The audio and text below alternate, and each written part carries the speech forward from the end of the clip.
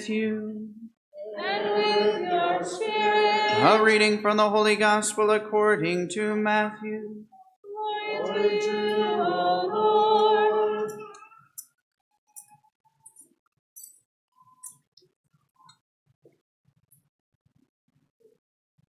When Jesus was born in Bethlehem of Judea in the days of King Herod, behold, Magi from the east arrived in Jerusalem, saying, "Where is the newborn King of the Jews? We saw his star at its rising, and have come to do him homage." When King Herod heard this, he was greatly troubled, and all Jerusalem with him. Assembling all the chief priests and the scribes of the people, he inquired of them where the Christ was to be born. They said to him, "In Bethlehem of Judea, for thus it has been written through the prophet, 'And you, Bethlehem, land of Judah, are by no means least among the rulers of Judah, since from you shall come a ruler who is to shepherd my people Israel.' Then Herod called the Magi secretly and ascertained from them the time of the star's appearance. He sent them to Bethlehem and said, 'Go and search diligently for the child. When you have found him, bring me word, that I too may go and do him homage.' After their audience with the king, they set out, and behold, the star that they had seen at its rising preceded them, until it came and stopped over the place where the child was. They were overjoyed at seeing the star, and on entering the house, they saw the child with Mary, his mother. They prostrated themselves and did him homage.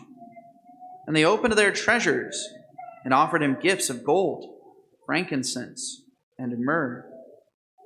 And having been warned in a dream not to return to Herod, they departed for their country by another way." The Gospel of the Lord. Praise to you, Lord Jesus Christ.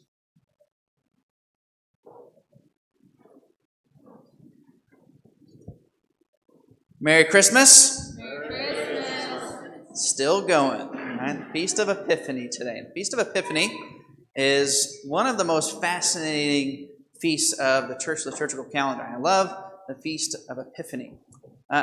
Many of us, we're familiar with the basics of the story, which we heard about in today's gospel, about these Magi coming from the east. But who exactly were the Magi? Where were they coming from? And what exactly did they see in the sky? Right? All these things are very fascinating. Now, the Magi, they don't first appear in the New Testament. Do you know that the Magi actually played some important roles throughout the Bible? And the story of the Magi, it actually begins centuries before the birth of Jesus. Right? So all the way back to the book of Numbers. Right? Now, I know all of you are book of Numbers scholars. You probably have it memorized. You probably read it daily, right? But for those of you who are not, if you haven't memorized the book of Numbers yet, all right, let me explain a little bit about the book of Numbers, okay? The book of Numbers is about the wandering of the Israelites through the desert after they had been freed from Egypt, okay? And it's while they're on their way to the promised land. This is the book of Numbers. Everything that takes place in the book of Numbers takes place during that time. Now, in those days, right, the people of Israel, they wandered in the desert for 40 years. And the people living in the promised land knew that the Israelites were wandering. Right? It wasn't as if they were out in the middle of nowhere where nobody could see them. Right? The desert was not all that large. And so the people living in the promised land, they heard about the miracles that their God had performed for the Israelites in Egypt. And they heard that the Israelites were on their way to the promised land. Okay? So basically, the people living in the promised land, they had a couple of choices. They could either submit themselves to the God of Israel and join the Israelites, or they could choose to oppose them. This is why when the Israelites entered into the promised land, right, God had them cast out all of the peoples who were there, because all those peoples had had their opportunity to convert to the nation of Israel. And they refused and they opposed. And that's why the warfare was necessary in those days. So in the book of Numbers, one of these peoples that came out against the people of Israel in opposition to them were the Moabites. And the Moabites had a king named Barak. Okay? Barak obviously was opposed to the people of Israel. He didn't want them coming into the promised land. And so he did what many people did back in those days. He found a sorcerer. Right? a sorcerer named Balaam. So different than Barak, right? Balaam. Okay. Now, if you're wondering about sorcerers, by the way, Catholics, okay, if you've ever wondered, like, what does the church teach about magicians and sorcerers and all that kind of stuff, right? The church teaches that if those people have any power at all, it is not from God. It is from the devil. Okay, and so we shouldn't mess around with card readers or psychics or people who can put curses, et cetera, et cetera. Okay, and oftentimes those people are real, but their power comes from demons, right? That's why they're able to perform certain insights. Okay. So, as Catholics, we should stay away from them. So anyway, Barak hired this man named Balaam. And he hired Balaam the sorcerer to curse the people of Israel. That way the people of Israel would receive a curse and they wouldn't be able to be victorious in battle anymore, and they would be defeated before they ever got to the promised land. Now, this was a silly thing because Barak didn't realize that the reason why the people of Israel were so victorious in all their battles is because God was blessing them. And no tiny little sorcerer named Balaam was going to be able to contradict the blessings of God. So the story goes that as Balaam was getting ready to curse the people of Israel, as he was on his way to see them, his donkey started having a vision. There was an angel that appeared, and only the donkey could see, but not Balaam.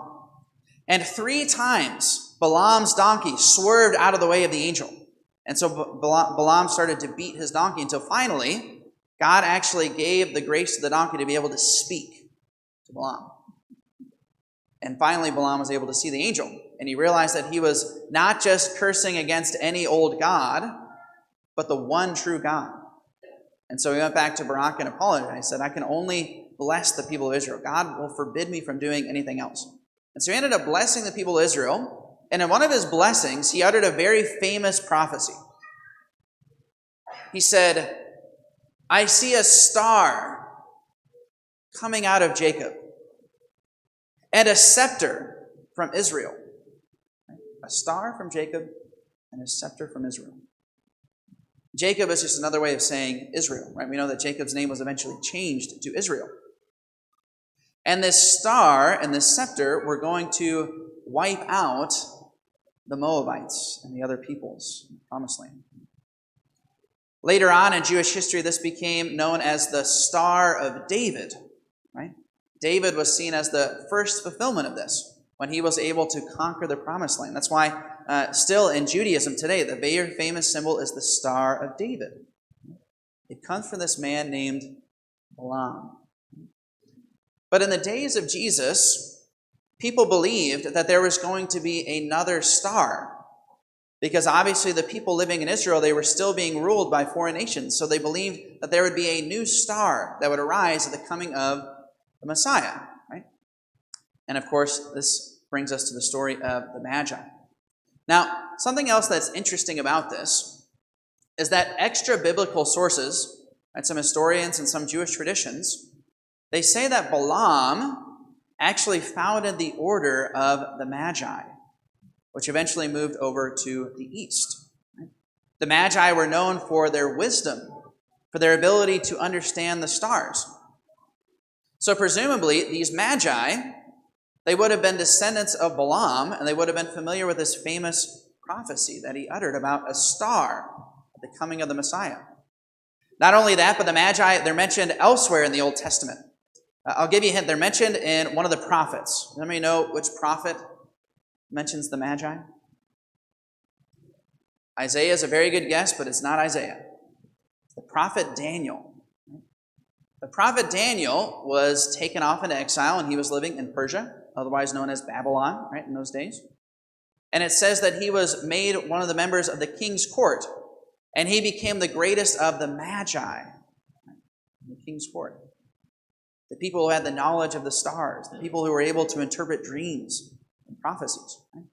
And of course, Daniel is very famous because Daniel, unlike all the other prophets, one thing that made Daniel unique among all the prophets of the Old Testament is he actually prophesied about a timeline for when the Messiah would come, roughly 500 years after the days of Daniel. Okay? So in the days of Jesus, everybody was familiar with this prophecy of Daniel. They all knew that the time was up. It was time for the Messiah to come. That's why in the first 2 centuries AD, there were so many people who were claiming to be the Messiah, including King Herod himself. That's why King Herod, that's why he tore down the old temple and started to rebuild a new one, a new and glorious temple. Because he knew that one of the prophecies about the Messiah was that when the Messiah would come, there would be a new temple. King Herod was pretending to be the Messiah. There's also a famous Jewish rebellion that some of you might have heard of in the first century. It was started by a man named Bar Kokhba. Bar Kokhba literally means son of the star. So in the days of Jesus, everybody knew that the Messiah was going to come. And they knew about a star. And these magi who came from the east were also familiar with this because they were inheritors of the tradition of Balaam and Daniel. Now, what exactly did they see when they say that they saw the star? There's a couple of different understandings about this, right? The traditional understanding, held by many saints of the church, right, is that they literally saw a miraculous star, right, that literally wandered with them to Jerusalem and then to Bethlehem. Okay? Now, not that I want to contradict any saints of the church, okay, but I do think there's also something else that's interesting. Part of the reason why they thought that is because ancient historians used to have the date of the death of Herod incorrect. And so many people speculated, they said, I wonder if they saw like some special star in the sky, like a constellation. And it just so happens that modern astronomers have done a lot of research into this. And it's actually very interesting the things that people coming from Babylon would have seen in the days leading up to Jesus. They would have seen the planet Jupiter make a halo over another star named Regulus, right? Regulus is the king's star, right? So that would have indicated the birth of a king. This just so happened to be in the constellation Leo, right? Any of you know which tribe of Israel the Messiah was prophesied to come from? It's the tribe of Judah, who was represented by a lion, right? And so they saw all this taking place in the constellation of a lion.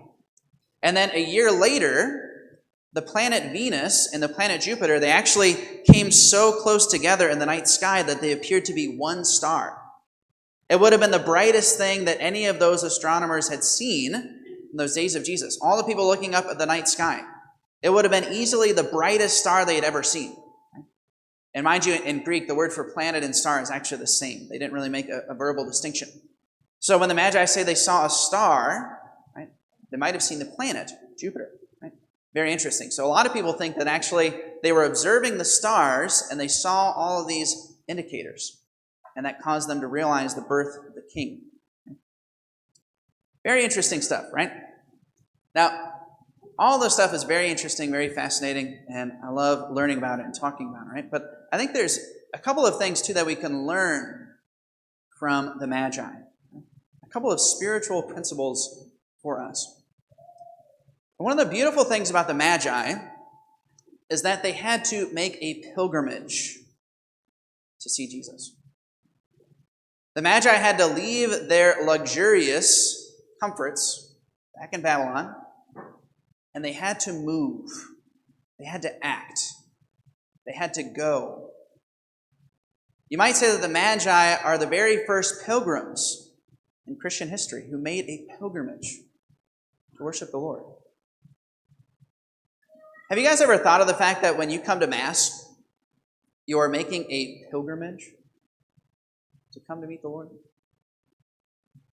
Likewise, all of us as Catholics, we should be making pilgrimages to the tabernacle on a regular basis, making a pilgrimage to go and worship the Lord. We have our chapel open 24/7 here at St. Bernard. Likewise, the Magi, they had to act. They had to move. I think very often as Catholics, sometimes we can fall into the trap of thinking that we can just have God do all the work in our faith. So many times people will tell me, Father, I'm struggling with the faith. I'm struggling in my relationship with God. I have these doubts. I don't feel consolations in the faith. And the question I'll ask is, what have you been doing to grow your faith? Well, not very much. If we want to be close to God, we have to act. Just as a plant dies if it isn't watered, so likewise with our faith. If we aren't intentionally trying to grow closer to Christ, then our faith will wither away. That's why all of us have to intentionally seek out times for prayer, opportunities to learn about the faith, opportunities to participate in the life of the church. The Magi had to act. And the same is true with us. The other thing I think is really beautiful about the Magi is that, they came all the way from the east. It would have taken them a long time to do this. It would have taken them at least months to arrive, right? Again, sometimes people think that the Magi arrived the night that Jesus was born. That's not true. The shepherds arrived the night he was born, but the Magi came much later because they had to make this long, arduous journey. Right? And they made all of that journey to worship Jesus. And instead of asking to receive something from him, rather they gave gifts to Jesus. Very important. Again, how often do we approach the faith and our relationship with God as if God owes us something? That when we come to Mass, we are supposed to receive. Right? So many times you hear people say, I just don't get anything out of Mass. Who cares? You don't come to Mass so that you can be entertained or you can be pleased. We come to Mass as a gift to God. In gratitude for all that he has done for us, we come to him and we give ourselves to him. The Magi brought gifts of gold and frankincense and myrrh. We come and we give the gift of ourselves, the gift of our entire lives to God. This past week, I had the opportunity to go to the Seek conference with our Wabash students. And Seek is hosted by an institution called Focus, the Fellowship of Catholic University Students. If you aren't familiar with it, you should go home and research it. It's a really amazing organization. Focus started 25 years ago with just a few missionaries. And what they do is they take people who have graduated from college and they form them to be missionaries out on college campuses. And those missionaries, they have two requirements. They spend an hour a day in front of the Blessed Sacrament, and then they go out onto the campus and they start Bible studies for college students. Now, mind you, this is, imagine starting a Bible study on a college campus. I mean, if they invite 30 people, probably more than half of them reject the invitation, right? And yet they put themselves out there anyway, letting themselves be rejected, right? And the people they start Bible studies with, it's life-changing.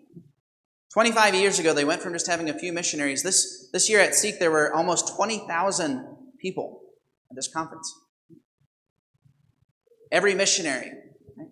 They form two people, and those two people form two more people, right? And it just keeps growing and growing.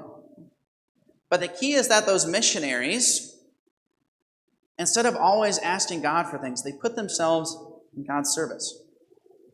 They give the gift of 2 years of their life, the gift of 1 hour a day. They give the gift to God of being willing to even be rejected, right, for his sake, for the sake of the gospel. Right? All of us, we can all learn from that example.